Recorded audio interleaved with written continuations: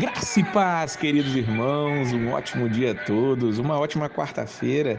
Hoje é dia 22 de novembro de 2023 e a nosso devocional diário está no livro de 2 Tessalonicenses, capítulo de número 2. Paulo, ele está chamando a atenção ali de Tessalônica acerca dos falsos ensinos que já circulavam naquela época acerca da volta de Cristo. A carta de 2 Tessalonicenses, muito provavelmente, foi a segunda carta que nós temos notícia que foi relatada, que foi escrita ali nos tempos antigos. E já naquela época existiam falsos ensinos acerca da volta de Cristo. Durante toda a história, muitas pessoas quiseram determinar a volta de Cristo, muitas pessoas marcaram a volta do Senhor, quanto o próprio Jesus chegou a dizer que ninguém sabe o dia nem a hora da sua volta. E ali Paulo chama a atenção daqueles irmãos acerca disso, para eles estarem atentos. Versículos 1 e 2.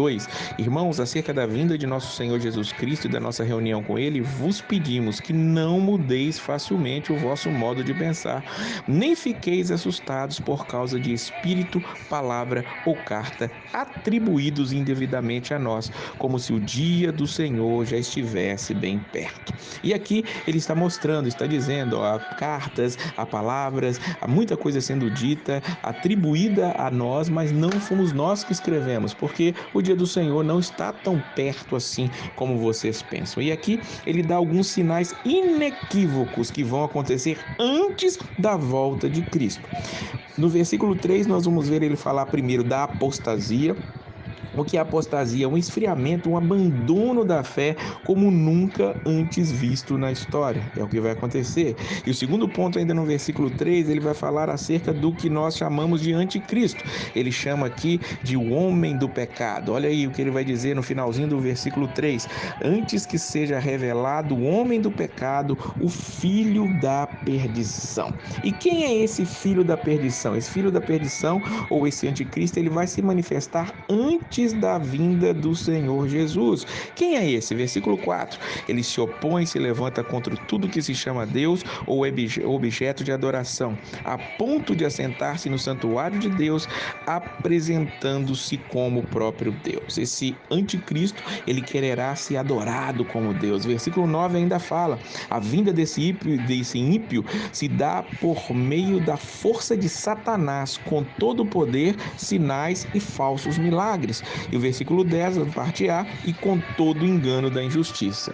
Queridos, Paulo ele está dizendo para nós, o anticristo se manifestará antes da vinda de Jesus Cristo. É um homem que se levantará com a eficácia e o poder de Satanás, ele fará sinais, prodígios, maravilhas e enganará a muitos, levará muitos após eles, porque muitos se renderão ao seu poder, à sua majestade, ao seu carisma. É incrível como isso acontece. Mas Paulo vai dizer aqui que quem o segue vai sofrer um justo juízo. Versículo 10, parte B.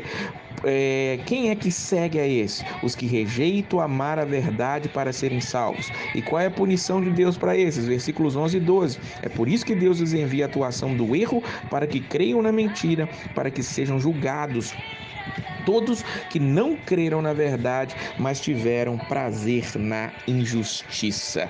Deus, ele permite que as pessoas sejam enganadas porque não quiseram acreditar na verdade, quiseram viver conforme os seus próprios desejos, suas próprias vontades, e agora vão seguir aquele que é o pai da mentira, ali manifestado em um homem que terá um grande poder, um poder militar, um poder político, um poder até mesmo religioso, e ele virá para enganar a muitos nos últimos tempos. Mas o fim dele já está determinado. Versículo 8. E então esse ímpio será revelado, a quem o Senhor Jesus matará com o sopro da sua boca e destruirá com a manifestação da sua vinda. Veja bem, na vinda de Cristo, o anticristo será destruído, ou seja, quando Jesus voltar, a igreja que estará sendo perseguida por esse anticristo será arrebatada, e no mesmo dia o mal será aniquilado. Jesus o destruirá na manifestação da sua vinda. Que coisa maravilhosa é nós termos essas notícias do fim, de que estamos seguros na mão do Senhor, aquele que vem para salvar a sua igreja.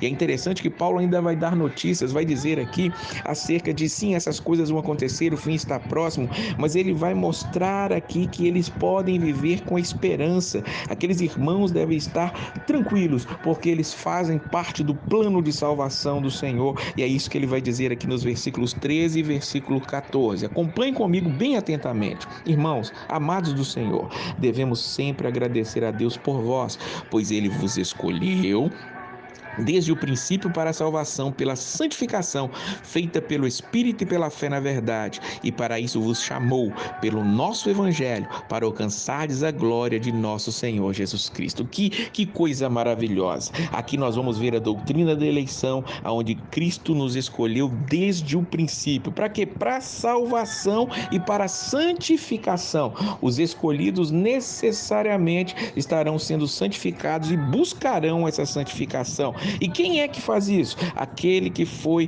eleito pelo Senhor, e o Espírito, pela fé, está agindo nele. E como esses vêm ao Senhor? Diz aí, através de um chamado. Aqueles que ele chamou. Chamou como? Através da pregação do Evangelho. A pregação do Evangelho é que chama aqueles que são escolhidos. Por isso nós não podemos parar de pregar e levar a palavra. E pregando e levando a palavra, esses que foram escolhidos e chamados, com certeza viverão para a glória de Deus. É o que diz aqui o finalzinho do versículo 14, para alcançares a glória de nosso Senhor Jesus Cristo. Que nós possamos viver para a glória dele, hoje e sempre. E a paz